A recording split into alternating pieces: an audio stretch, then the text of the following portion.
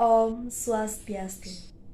Halo semuanya, perkenalkan saya Nilo Putu Swanewi Antasari, nomor absen 24 dengan NIS 11889 dari kelas 11 MIPA 3. Pada kesempatan yang baik ini, saya akan memaparkan sedikit penjelasan mengenai salah satu submateri fisika semester 1 kelas 11. Kamu sadar gak sih, kalau hampir setiap hari kamu selalu melakukan aktivitas yang namanya membuka dan menutup pintu. Saat kamu membuka atau menutup pintu, pernah gak kamu kepikiran, kenapa ya gagang pintu letaknya kebanyakan jauh dari engsel pintu itu sendiri? Kenapa posisinya nggak di tengah-tengah pintu? Asal-usulnya dari mana? Apa itu hasil kesepakatan dari para tukang kayu zaman dulu saat membuat pintu? Yuk kita ungkap sama-sama misteri letak gagang pintu dengan menonton video ini sampai akhir. Apa yang terjadi saat kamu membuka atau menutup pintu? Sekarang coba kamu bayangkan helai daun pintu yang ada di kamarmu. Ketika kamu tarik atau dorong gagang pintu dengan sebuah gaya, pintu akan mengayun terbuka atau tertutup. Ayunan terbuka atau tertutup pintu ini menandakan kalau pintu mengalami gerak rotasi atau gerak berputar pada porosnya, serta memiliki sumbu putar atau poros yang terletak pada enselnya. Nah, saat kamu melakukan kegiatan tersebut, tanpa sadar kamu telah mengaplikasikan torsi.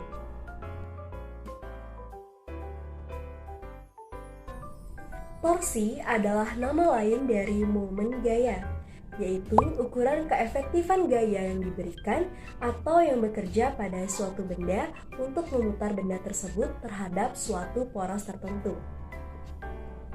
Torsi menunjukkan kemampuan sebuah gaya untuk membuat benda melakukan gerak rotasi.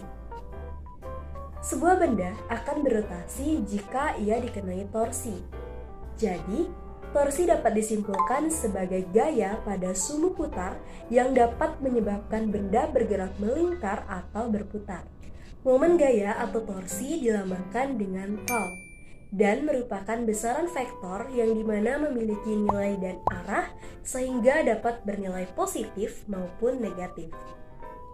Momen gaya dapat dirumuskan sebagai berikut. Jika gaya yang bekerja pada lengan gaya tegak lurus, maka tau sama dengan F dikali R. Dengan tau adalah momen gaya atau torsi yang memiliki satuan Newton meter, F adalah gaya yang diberikan dengan satuan Newton, dan R adalah lengan momen dengan satuan meter. Lalu, bagaimana jika gaya yang bekerja tidak tegak lurus dengan lengan gaya? Maka kita perlu menguraikan gaya tersebut terhadap sumbu X dan sumbu Y terlebih dahulu. Pada sumbu X, Fx sama dengan F cos theta. Sedangkan pada sumbu Y, Fy sama dengan F sin theta. Fx merupakan proyeksi gaya pada sumbu X, Fy merupakan proyeksi gaya pada sumbu Y, dan theta adalah sudut antara gaya dengan lengan gaya. Dari rumus tersebut, maka kita dapat menyimpulkan bahwa momen gaya atau torsi bergantung pada 3 hal, yaitu yang pertama, besarnya gaya atau F. Telah jelas bahwa untuk mengubah keadaan gerak suatu benda, maka kita harus memberikan gaya pada benda tersebut. Besar kecilnya perubahan gerak yang diharapkan ditentukan oleh besarnya gaya yang diberikan. Begitupun dengan momen gaya yang menjadi sebab timbulnya gerak melingkar sangat tergantung pada besar kecilnya gaya. Semakin besar gaya yang bekerja pada suatu titik, maka semakin besar pula momen gaya yang ditimbulkan. Begitupun sebaliknya. Yang kedua, jarak gaya dari poros atau R. Momen gaya juga bergantung pada seberapa jauh jarak titik kerja gaya dari sebuah poros. Semakin jauh jaraknya dari poros, maka semakin besar momen gaya yang dihasilkan. Begitupun sebaliknya, dengan gaya yang sama, momen gaya akan mengecil jika titik kerjanya dimajukan mendekati poros. Faktor selanjutnya yang berpengaruh pada besarnya momen gaya adalah arah bekerjanya gaya. Momen gaya terbesar akan dihasilkan jika gaya bekerja dengan arah tegak lurus atau 90 derajat terhadap benda. Apa hubungannya momen gaya atau torsi dengan letak gagang pintu? Jika kita anggap engsel pintu adalah sumbu putar atau poros, maka jarak gagang pintu dengan engsel merupakan lengan momen atau R. Kemudian, jika diperhatikan pada rumus sebelumnya, momen gaya atau torsi akan sebanding dengan lengan momen atau R dan gaya atau F. Artinya, semakin besar lengan momen dan gaya yang dikeluarkan, semakin besar pula momen gaya yang dihasilkan. Hal ini yang memudahkan kita untuk membuka atau menutup pintu. Sederhananya, saat kamu membuka atau menutup pintu dengan mendorong atau menarik gagang pintu di bagian ujung atau bagian yang jauh dari engsel, pintu akan lebih mudah terbuka atau tertutup. Kenapa? Karena letak engsel pintu atau poros dengan gagang pintu berjauhan, maka nilai R besar. Sebaliknya, jika kamu membuka atau menutup pintu dengan gaya yang sama besar di bagian tengah atau bagian yang dekat dari engsel, pintu akan lebih sulit terbuka atau tertutup karena letak engsel pintu dengan gagang pintu yang berdekatan, maka nilai R kecil. Gimana? Sekarang kamu sudah tahu kan kenapa gagang pintu harus diletakkan jauh dari engselnya? Kalau sebelumnya dikatakan mungkin ada hubungannya dari segi efektivitasnya, itu betul banget. Kenapa? Karena letak gagang pintu yang berjauhan dengan posisi engsel bertujuan untuk meminimalkan gaya yang dikeluarkan pada saat membuka pintu. Apa hanya gagang pintu saja yang ada hubungannya dengan momen gaya atau torsi? Jawabannya tentu saja tidak. Masih banyak penerapan dari prinsip momen gaya yang dapat kamu temukan dalam kehidupan sehari-hari. Dalam kehidupan sehari-hari, torsi dapat meringankan kegiatan kita loh. Misalnya pada penggunaan dongkrak, kunci Inggris, setir mobil, tiang bendera, jungkat-jungkit, memasang baut, bermain yoyo, menimba sumur, dan masih banyak lagi penerapan dari prinsip momen gaya dalam kehidupan sehari-hari. Mengapa penggunaan dongkrak termasuk dalam contoh penerapan torsi dalam kehidupan sehari-hari? Dongkrak membantu kita untuk mengangkat benda berat seperti mobil pada saat bannya bocor dengan menggunakan tangan. Jika tuas yang digunakan pendek, maka akan sedikit susah untuk mengangkatnya. Namun, jika kita menggunakan tuas yang lebih panjang, maka pekerjaan itu akan terasa lebih mudah. Contoh penerapan torsi lainnya adalah pada jungkat-jungkit. Titik tumpu pada jungkat-jungkit berperan sebagai poros, sedangkan bagian yang diduduki oleh anak adalah titik bekerjanya gaya. Jarak masing-masing anak ke titik tumpu disebut lengan gaya. Andaikan masing-masing anak memiliki berat badan yang persis sama, serta jaraknya dari titik tumpu juga sama, maka momen gaya yang dihasilkan oleh kedua anak tersebut sama besar. Namun, jika salah satu anak memundurkan posisi duduknya ke belakang, maka si anak ini akan memperbesar momen gayanya pada jungkat-jungkit, sehingga akan berputar ke arah anak tersebut atau searah jarum jam.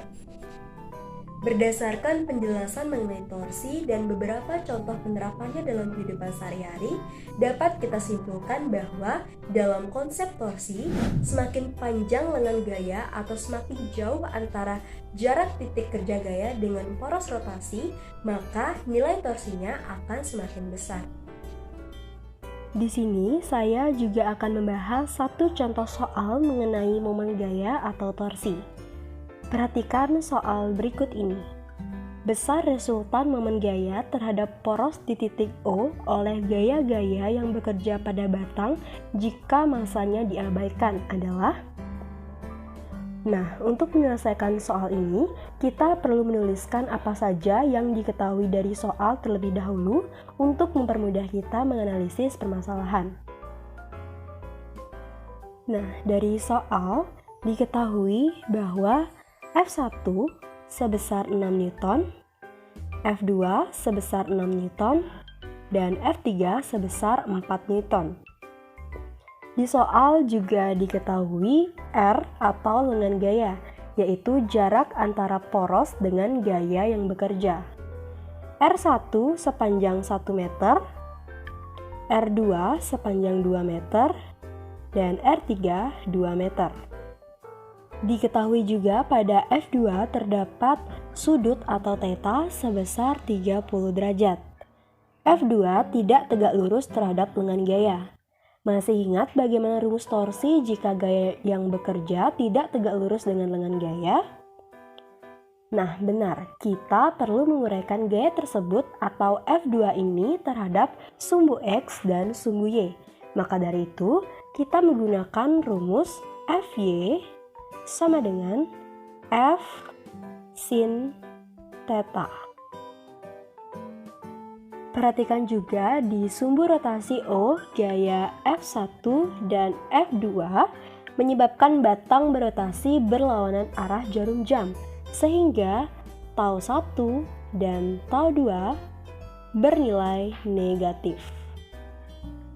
Sedangkan F3 menyebabkan batang berotasi searah dengan jarum jam, sehingga tau 3 bernilai positif.